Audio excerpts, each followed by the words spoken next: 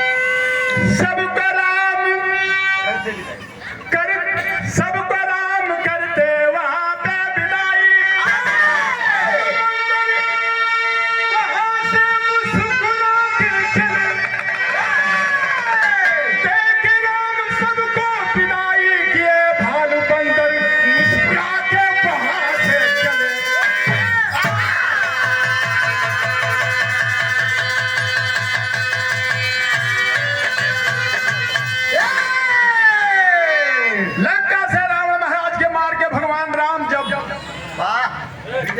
ये पाते हैं, जब भी का झंडा फहरा गया, जितना जने लड़ल भिड़ल लंगन है साथ में, जैसे ही अभी हम सब मिलकर दुर्गा पूजा मनावत है, अब पूरा हो जाए वह दिना सब कोई दहकन्नर कितनी खुशी में के देखे हम लोगन के पूजा बहुत सुंदर से सफलता मिलल। भगवान रावण महाराज के मार के एलन यहाँ अपने संगी साथी के साथ में बड़ी खुशी मनावत हन, सबके विदाई करते हन। 15 मिनट का कहानी बा रामायण से। एक थे गजल लगल मास्टर, बड़ा सुंदर गीत है। सबके जिस समय निकल रहल गवात रहल, बड़ा प्रेम रहल, सब लोग गावत रहल, हर के कौन रहल के दिल की अरमान, अब दिल की अरमान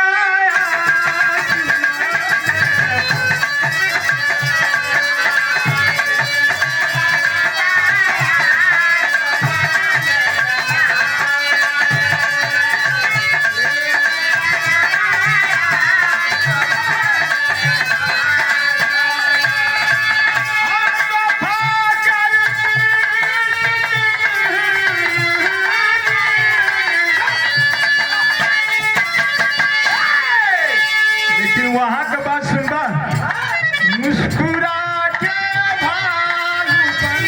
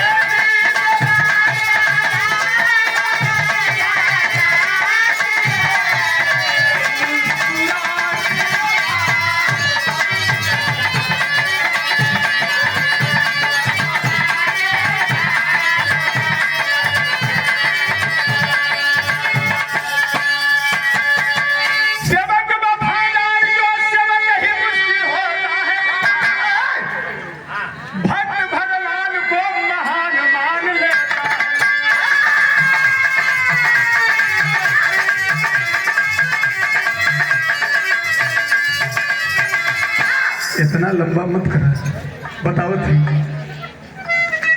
ये रघुनाथ विदा सबको विदाई देख, स्नेह समान भरा प्रेम बधाई देख, गए सब लोग घर अंगद जी नहीं डोले हैं, गए सब लोग घर अंगद जी नहीं डोले हैं, मन मरोड़ता ये मुस्क न बोले।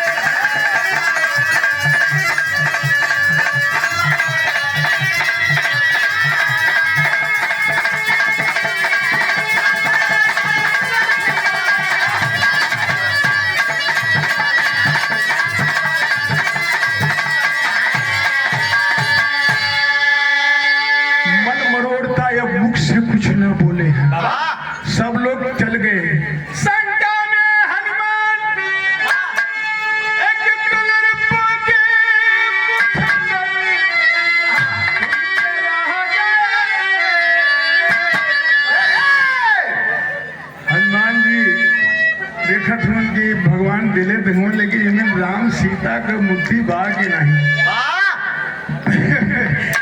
खाली राम सीता का मूर्तिया देखा जात हूँ बड़ा खुशी हूँ सब लोग चल रहे बड़ी खुशी में बा भगवान हमारा राजा बन गए हम सब लंका प्राप्त पा गए सब खुशी बा भगवान राम लक्ष्मण जी के बोलोलन कहना लक्ष्मण यहाँ जा देखा दरबारे पर सब लोग चल गए के कोई हो लक्ष्मण जी गए देख अंगद जी बैठल अंगद जी के बोलन ना भगवान राम के पास आके बतौलन प्रभु सब लोग चल गए लेकिन अंगद जी बैठल हूँ अब बोलत ना बोलौली बोलना ना अंगद के नाम के भगवान राम सुनलन है। अरे बाप रे बाप जहाँ विश्वनाथ का नाम आ जाए तहाँ सरपंच साहब आराम वृक्ष हाँ इसलिए कि आगे चले हर काम में आगे चले। तो उस समय भगवान राम जब अंगद का नाम सुनलन करे अरे अंगद ना गए जाके अंगद से कथन बिटवा अरे बोला अंगद काले बा जवन मंगवा तमन दे जवन मंगवा तमन दे लेकिन तू बात हमसे बोला से जना कहीं गाड़ी लाइन पर पाए ना अंगद ये सोचा था उनका सोचा यह सोचे चाहिए अंगद सोचा हो अपने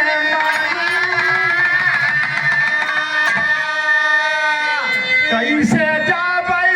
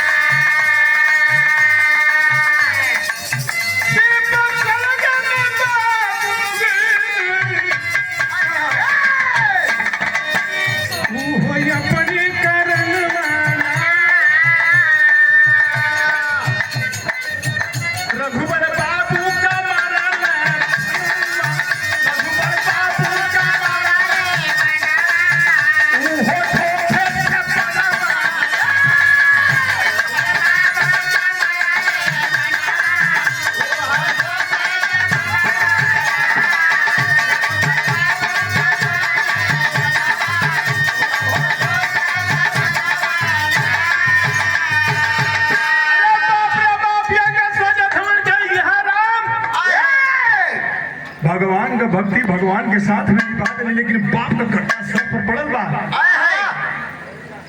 हमरे बाबू की भगवान राम मरलन बाण से मर गई कर्जा हमरे सर पर पड़ल बा आप ही के ना कहब तो मौका न मिले लेकिन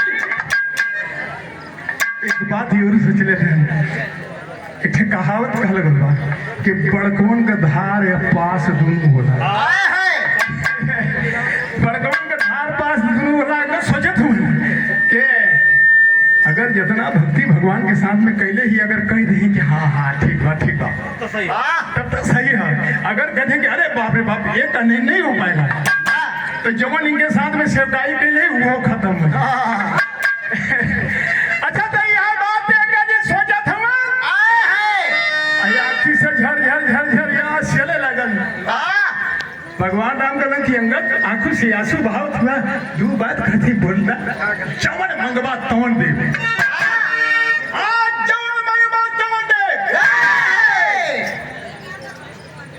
कहला कि अच्छा देखा लाइन पर तो बाग है चढ़ा दिया तारी बगल बाबा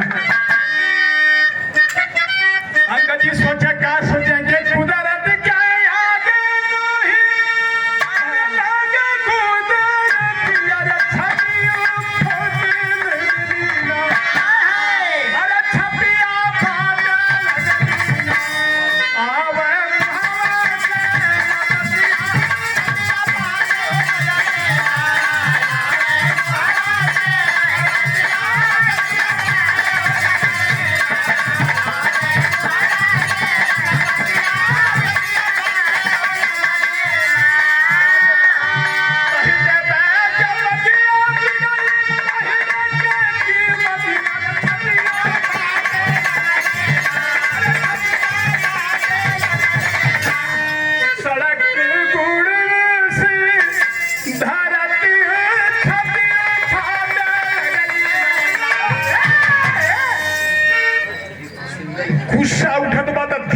सांप जात बा।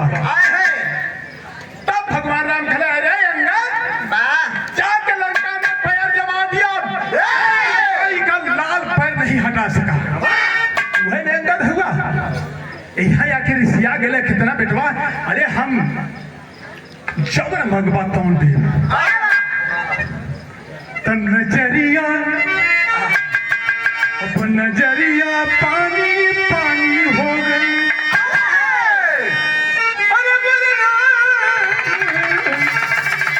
वो नजरिया पानी पानी हो गई।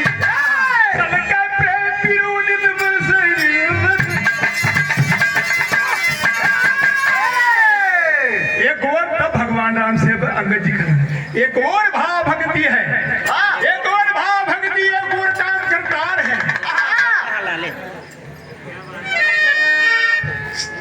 एक और भाव भक्ति तो एक और आप काम करतार है। पिता खिदे भगवान का भक्ति भगवान के साथ में कहेगी, लेकिन ए प्रभु कर्जा बाप का पड़ल बा। सोच बिचारी हमारी पुत्र तबे बना दिल को खोला है, बार बार राम के कहने से तब अपनी अर्जुन बोला है। तब से कहत हुआ प्रभु मांग ला अब मांगत है जा। तो का मंगलन है, का मंगलन है, ताज बदगल मास्टर आई पूर्वी छपरहिया चौकड़ मिर्जापुरी छोलरिया तमाम तज यही में मिक्स हुआ।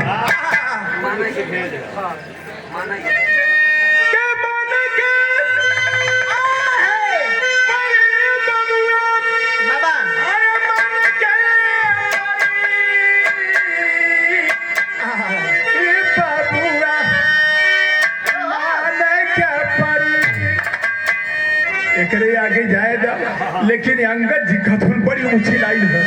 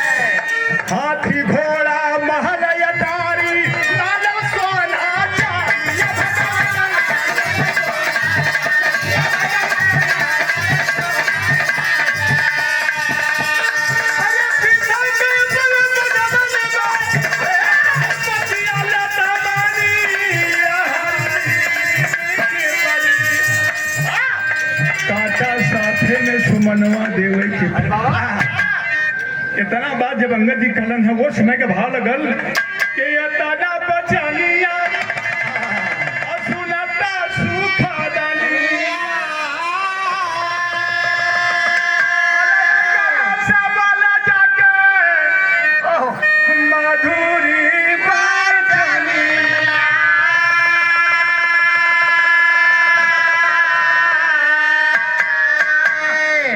आज के लोग होते हैं तो तुरंत मारे के शुरू कर देते हैं, लेकिन है नहीं। इसीलिए भगवान का भगवान जाके के ठोकी ठोकी पीठिया सराहना करना, अरे धन धन जल में ऐसा बालिक ला ला ला।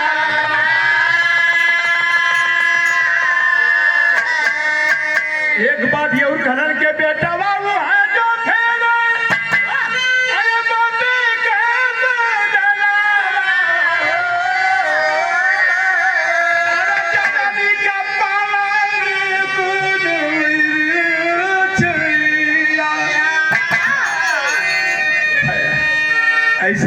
का जरूरत है अंगद?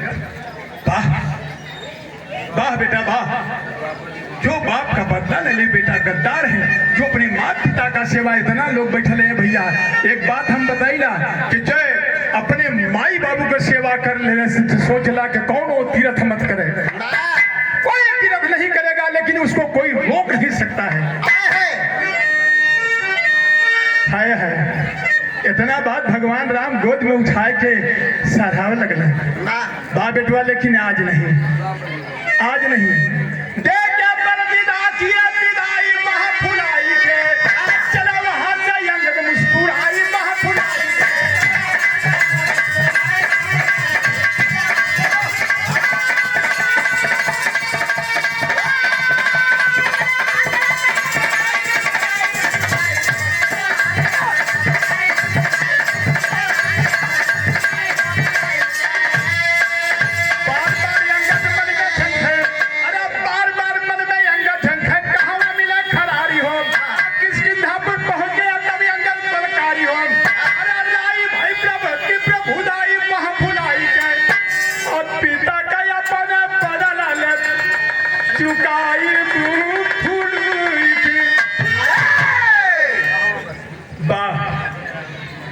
अंगद खेलन की चला काम होगा। बड़ी सुंदर भाव कुछ दिन पहलवा अभी अगला महीना में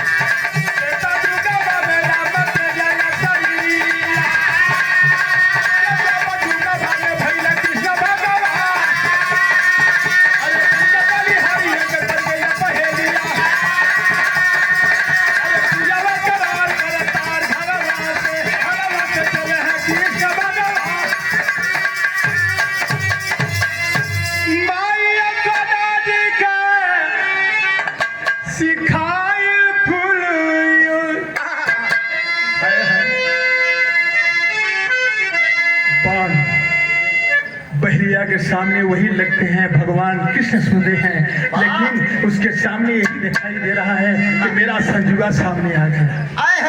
अब देर नहीं करना है, जब हाथ से बाढ़ छूट गया जाकर के भगवान कृष्ण के तलवा में लग गया, भगवान कन्हैया गिर गए। वही बहरिया के नजर से दिखा रहे हैं कि तो भगवान गिरे हैं।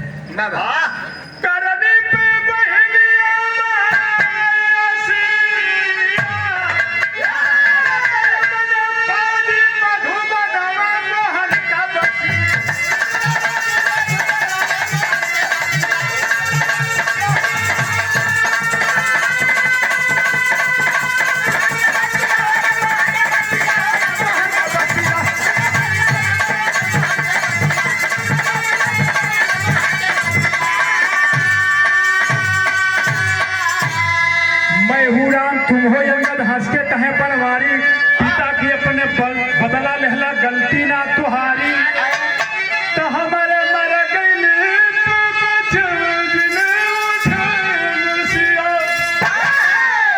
इतना कह के शरीर त्यागे स्वर्ग भगवान, अरे साथे में अरे पहुंचे स्वर्ग की धाम, रोवे को खुद कहा गई रे कन्हैया रसिया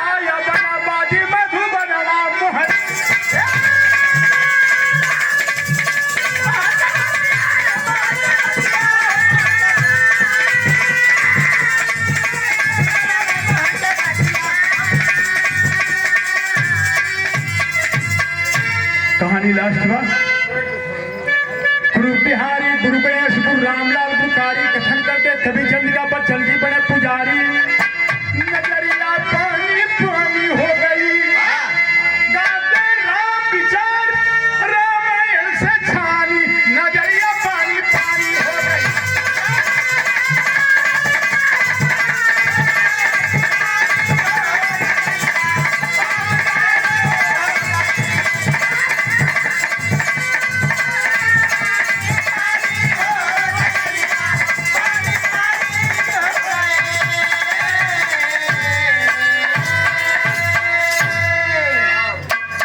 बात है, बड़ा साथ दिला आप लोगन के हम